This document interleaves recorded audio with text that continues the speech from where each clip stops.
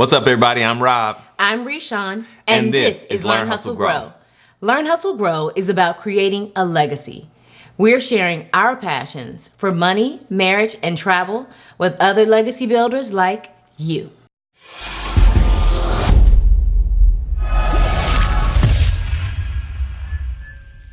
What's up, legacy builders? We're here to give you the game. We started investing in real estate in 2013. We love it and want to see more people benefit from it.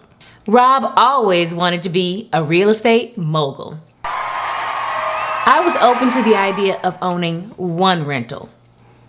He sold me on the idea of more than one by appealing to my desire to leave my stressful job. We've both been blessed to have solid careers with good companies. I spent almost 20 years in IT. Rashawn spent over 20 years in technology sales. If you want to maximize your earning potential, pursue a career in sales. Yes, it's stressful, but here are the advantages. First, sales is an area where your performance is less subjective than other roles. Exceeding your sales goals generally means that you have done well. Having a quota gives you a direct impact on your earning potential. In every business, there are revenue producers and cost centers.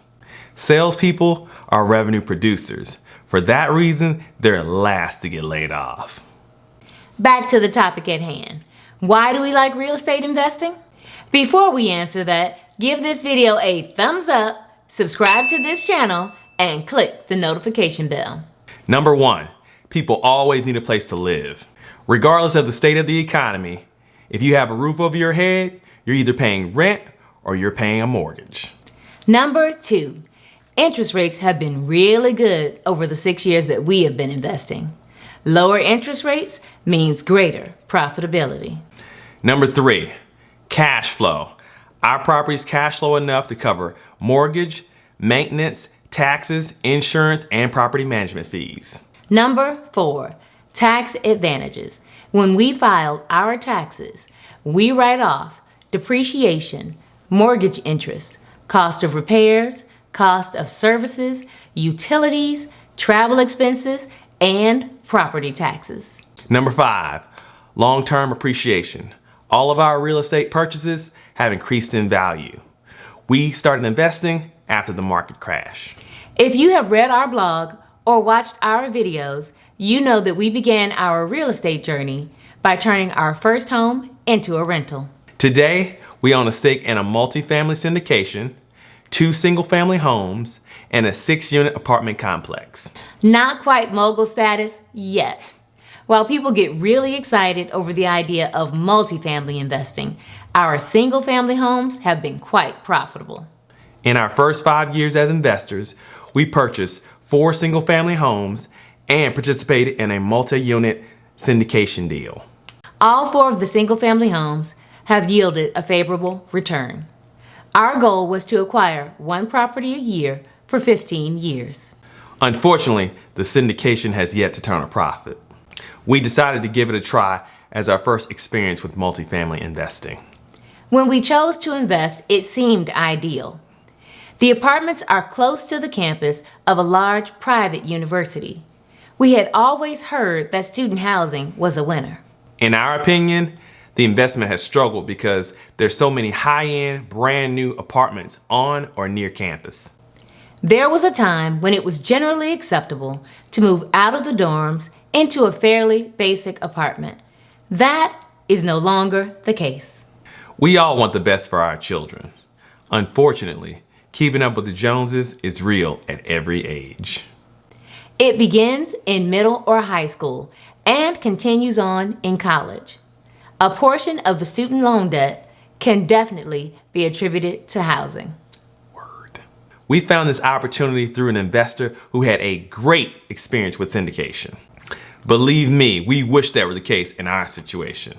The upside of the syndication is that we are able to capitalize on the losses. When it comes to real estate, the old adage is true. The 3 most important factors are location, location, and location. Our single-family homes are in great neighborhoods with excellent schools. In the suburbs, our primary applicants have traditionally been families with children. No different from homeowners, families who rent are also concerned about their children's education. Why would a family pay the price of a mortgage for rent? Credit score, the cost of a down payment, and recent relocation are just a few of the reasons. While working in corporate, Rashawn was required to travel for business twice a month. When she was unfamiliar with an area, she searched for a Starbucks to find a hotel.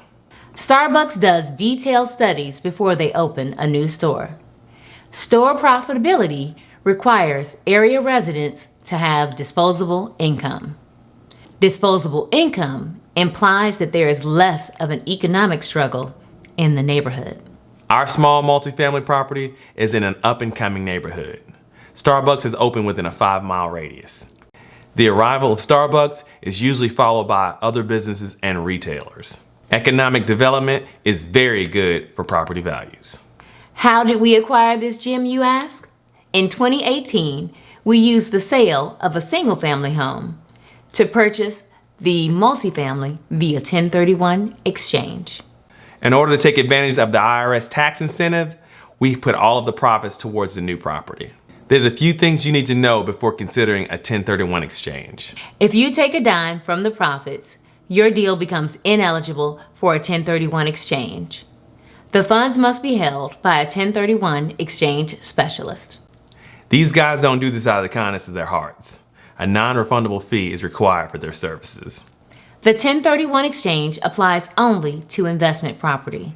You cannot swap your primary residence for another home. Within 45 days of the sale of your property, you must designate a replacement in writing. You can designate up to 3 properties. You can even purchase more than one. You must close on the designated property or properties within 180 days of the sale of the old one. The 2 time periods run concurrently. The total time allotted is 180 days. The IRS provision allows the upgrade to a larger investment property without paying capital gains taxes. That means you have to pay more for the new investment. If you meet all of these requirements, the investment continues to grow, tax deferred, until the point of sale. At the time of this recording, there is no limit to the number of times that you can execute a 1031 exchange. When we are ready to sell another property, it is definitely an option for us. Before you make a decision, run the numbers to see if it makes sense financially. In our case, all of the following contributed to our decision: a 20% down payment, a 15-year low-interest mortgage rate, 4 years of mortgage paydown by our tenants, and market appreciation. Those factors created enough of a gain to justify a delay in paying taxes. It also helped that we did not need to take any profits off the table. After selling 2 single-family homes and purchasing 6 units, we went from 4 doors to 8. Over a period of less than 12 months, we doubled the number of units we owned. Where did the second sale come from, you ask? A seller's market is the perfect time to capitalize on appreciation. Our single-family homes command much higher rents. The tenants are high wage earners. We have little to no issues collecting rent in full and on time. Unfortunately, this has not been the case with our small multifamily. When we purchased the property, 4 of the 6 units were already occupied. Even with rents below market value, some of the tenants were unable to pay their rent on time. We have property managers for all 3 properties. Property managers charge 10% on average. This is negotiable. We have found that it's best to hire a property manager within 30 minutes of the property. If a tenant sends an email or letter documenting a concern, we need to know that someone can get there to check it out. Are there false complaints? Absolutely. Either way, someone needs to verify it. Recently, we informed the tenants in one of our units that we would not be renewing their lease. This was due to the non-payment of 2 months' rent. They were not shocked. Within a few days of notifying them, the property manager receives 2 calls regarding flooding. Coincidence? Maybe. The plumber snakes the pipes and finds that there are hundreds of baby wipes stuck in the system. Coincidence? Yeah, alright. Folks, it doesn't matter what it says on the packaging. Wipes and feminine products are not flushable. The only thing that should be flushed down the toilet is toilet paper. Once the plumber clears the drain, he finds a bigger problem. Of course he did. We have a policy of getting 3 quotes for large repairs. This one was $5,000. It did not get any better. Everyone wants their kids to go to college. Send your kid to apprentice with a plumber. Plumbers are rich. Our real estate business is relatively quiet until there's a need for repairs or upgrade. Not having the funds to cover a $5,000 repair can definitely be stressful. Investors have been forced to sell over the inability to cover repair costs. We use the cash flow from our investment properties to create a fund for these occasions. While we are not happy with the current situation, we are prepared. We've given you the pros and cons based on our experience as real estate investors. For a more in-depth exploration, check out the book on rental property investing by Brandon Turner. Are you an investor or interested in becoming an investor? I hope we haven't scared you off. We want to hear from you. Comment below. See you in the next video.